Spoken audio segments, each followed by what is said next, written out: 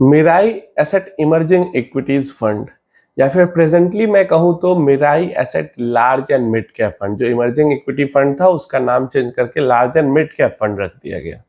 काफी सारे लोग आप में से इस स्कीम के अंदर इन्वेस्टमेंट कर रहे होंगे या फिर पास्ट में किया होगा, क्योंकि पास्ट में ये स्कीम काफी बढ़िया परफॉर्म कर रही थी जब तक कि सेबी ने कैटेगराइजेशन नहीं किया था म्यूचुअल फंड का। मतलब 2020 से पहले, एक तरीके से मान सकते हो 2019-20 से पहले इस स्कीम की परफॉर्मेंस काफी अच्छी थी। अच्छी कहने का मतलब बहुत ही बेहतरीन थी इस फंड की परफॉर्मेंस, टॉप पे एकदम ये फंड बैठी हुई थी। क्यों? क्योंकि उस टाइम पे कैटेगराइज नहीं किया था सेबी ने लार्ज मिड स्मॉल को, तो जिस फंड का जिधर मन कर रहा था उधर वो इन्वेस्टमेंट कर रही थी। तो इस कारण से इस फंड ने स्मॉल कैप के अंदर इन्वेस्ट कर करके अच्छे रिटर्न जनरेट किए इन्वेस्टर्स के लिए। लेकिन 2019 के बाद जब सेबी ने कैटेगराइज कर दिया कि नहीं, इधर लार्ज कैप को इन्हीं सेट ऑफ स्टॉक में इन्वेस्ट करना है, मिड कैप को इन्हीं सेट ऑफ स्टॉक में करना है, स्मॉल कैप को इन्हीं स्टॉक में करना है, उसके बाद से आप देखोगे तो पिछले 5 सालों में कुछ खास परफॉर्मेंस इसका नहीं रहा है। पिछले 3 सालों में भी कुछ खास परफॉर्मेंस नहीं रहा और पिछले 1 साल में भी कुछ उतना खास परफॉर्मेंस नहीं रहा है।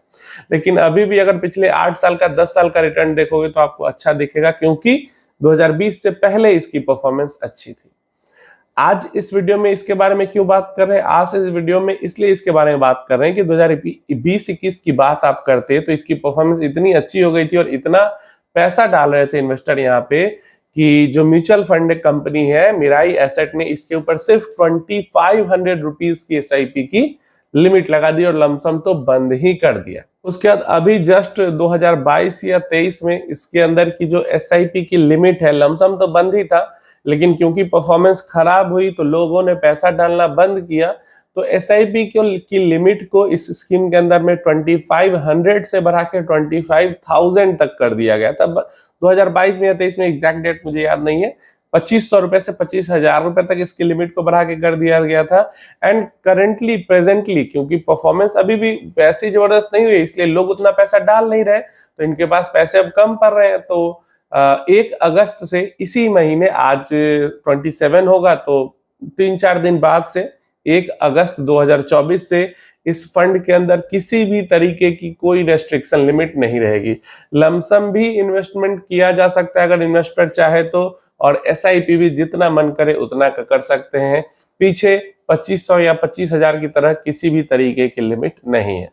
ये उन कुछ गिने चुने फंड्स में से थी ये स्कीम, जो कि लार्ज कैप कैटेगरी को कैटर करते हुए, लार्ज एंड मिड कैप है तो लार्ज को और मिड को दोनों को कैटर कर रही है, और फिर भी इसने अपनी इन्वेस्टमेंट पे रोक लगा के रखी थी। मतलब गिना चुना, स्मॉल कैप रोक लगाती है, मिड कैप कोई गिनी चुनी रोक लगाती है, लेकिन यहाँ पे ये लार्ज कैप और मिड कैप दोनों को कैटर कर रही, फिर भी इसके पास इतना पैसा आ रहा था कि इन्वेस्टमेंट की अपॉर्चुनिटी इसको नहीं मिल रही थी, समझ रहे हो, और इस कारण इसने एसआईपी पे लिमिट और लमसम बंद करके रखा था।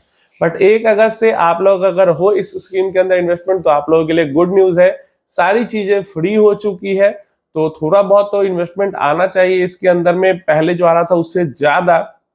और अगर आप लोग भी ज्यादा करना चाह रहे थे तो अब आप लोगों के लिए भी एकदम खुली छूट है, जितना पैसा चाहो डाल सकते हो। आपकी राय इसके बारे में नीचे कमेंट बॉक्स में देना। मिराई एसेट की अगर हम बात करते हैं तो एज ए एएमसी ही ये कुछ बढ़िया इधर नहीं कर पा रही है। पीछे 2 साल जाते हैं तो इसके कुछ फंड्स ठीक ठाक कर रहे थे, अभी के टाइम में बात कर रहे हैं तो इक्का दुक्का फंड को छोड़ दो तो लगभग फंड मिराई एसेट का कुछ कर ही नहीं पा रहा। हो सकता है अभी डाउनटर्न चल रहा हो इसकी स्ट्रैटेजी के लिए, या फिर जो भी रीजन हो, लेकिन इन माय ओपिनियन तो यही है कि इसके फंड्स कुछ खास नहीं कर पाने वाले। आप अपनी ओपिनियन दे कमेंट बॉक्स में कि आपको क्या लगता है मिराई एसेट के परफॉर्मेंस के बारे में।